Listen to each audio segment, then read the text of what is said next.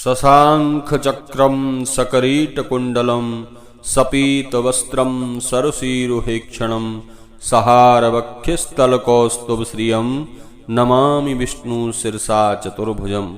नमस्कार प्रिय बंधुओं, आप सभी का हमारे YouTube चैनल में बहुत बहुत स्वागत है। आज के इस वीडियो में आप श्रवण करेंगे कार्तिक महात्म्य की पहले दिन की पवित्र पावनी कथा। बंधुओं, कार्तिक मास भगवान नारायण को विशेष रूप से समर्पित है। कार्तिक मास में भगवान विष्णु की प्रसन्नता के लिए किया जाने वाला ब्रह्म मुहूर्त में कार्तिक स्नान, भगवान विष्णु के नाम मंत्रों का जप, सालग्राम भगवान और माँ तुलसी की पूजा, यह सभी कृत्य भगवान विष्णु की कृपा प्राप्त कराने वाले हैं। इस मास में किए हुए दान पुण्य जप तप का अनंत गुना फल प्राप्त होता है साधक को, और भगवान नारायण की कृपा प्राप्त होती है। तो चलिए प्रारंभ करते हैं आज प्रथम दिवस कार्तिक महात्म्य की कथा।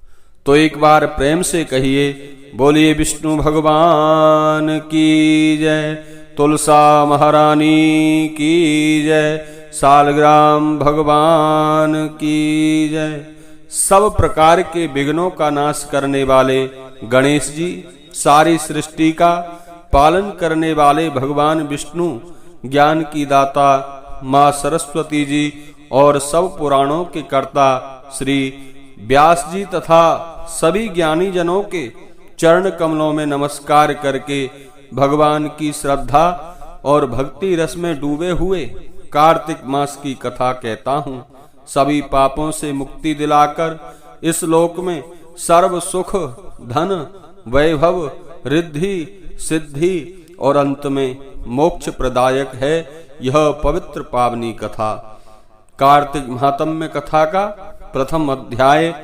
बंधुओं, एक समय धर्म के गूढ़ रहस्यों, ज्ञान विज्ञान और शास्त्रों में वर्णित कथाओं पर गहन चर्चा करने हेतु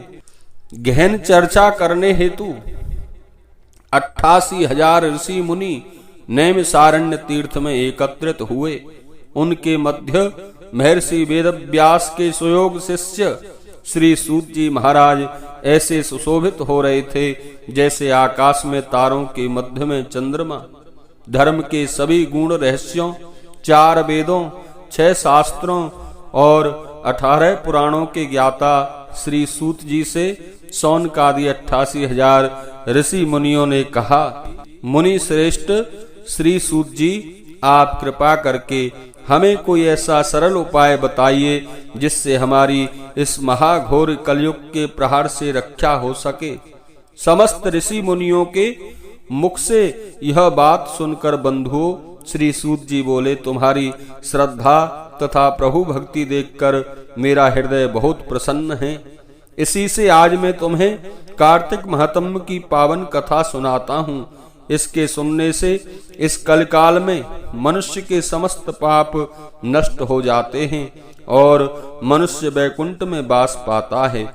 सो आप सावधान होकर सुनिए। सूत जी कहते हैं, एक समय सभी जीवों का भला चाहने वाले ब्रह्मा जी के पुत्र श्री नारद मुनि ब्रह्मलोक में पहुंचकर जगत रचयिता श्री ब्रह्मा जी को नतमस्तक प्रणाम करके विनीत भाव से पूछने लगे, हे जगत पिता, कृपा करके आप कोई ऐसा धर्म उपदेश सुनाने की कृपा करें जो इस कलकाल में सब पापों को नष्ट करके मोक्ष देने वाला हो।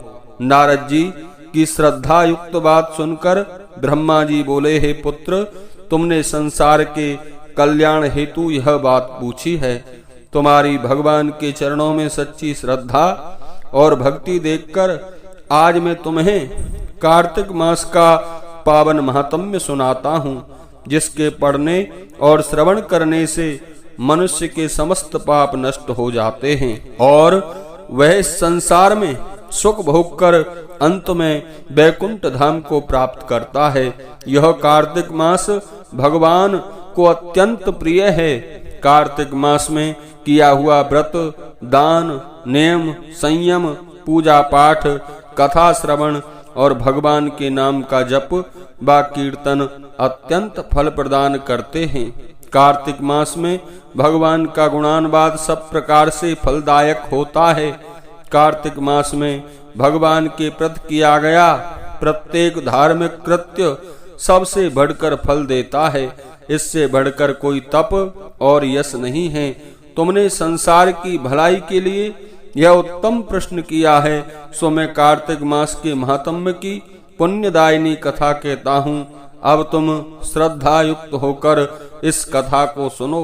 कार्तिक स्नान करने वाले मनुष्य को प्रातः काल ब्रह्म मुहूर्त में उठकर शौच आदि से निवृत्त होकर 12 अंगुल की लंबी सुगंध युक्त वृक्ष का दातुन करनी चाहिए। परंतु याद रहे कि श्राद्ध, सूर्य अथवा चंद्र ग्रहण और एकम, अमावस्या, छठ, नवमी, एकादशी और रविवार को दातुन नहीं करनी चाहिए।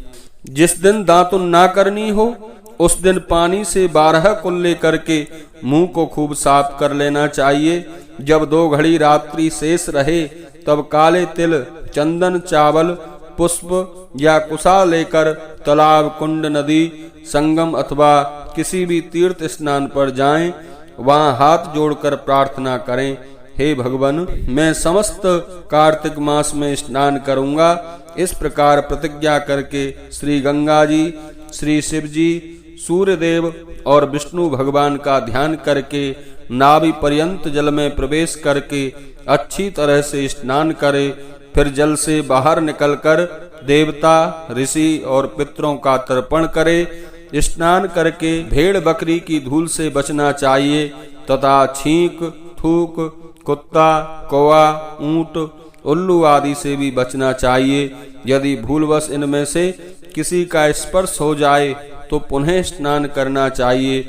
मिथ्यावादी और नीच प्रकृति वाले मनुष्यों से वार्तालाप नहीं करना चाहिए। इसके बाद षोडशोपचार विधि से भगवान का पूजन करें। भगवान विष्णु को अर्घ दें और प्रार्थना करें, हे भगवान, आप श्री राधा जी सहित मेरे इस अर्घ को ग्रहण कीजिए।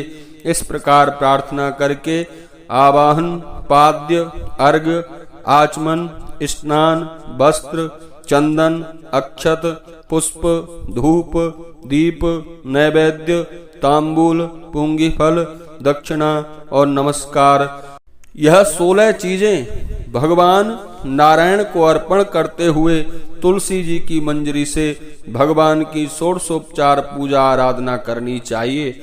बोलिए विष्णु भगवान की जय। कार्तिक महात्म्य प्रथम अध्याय समाप्त।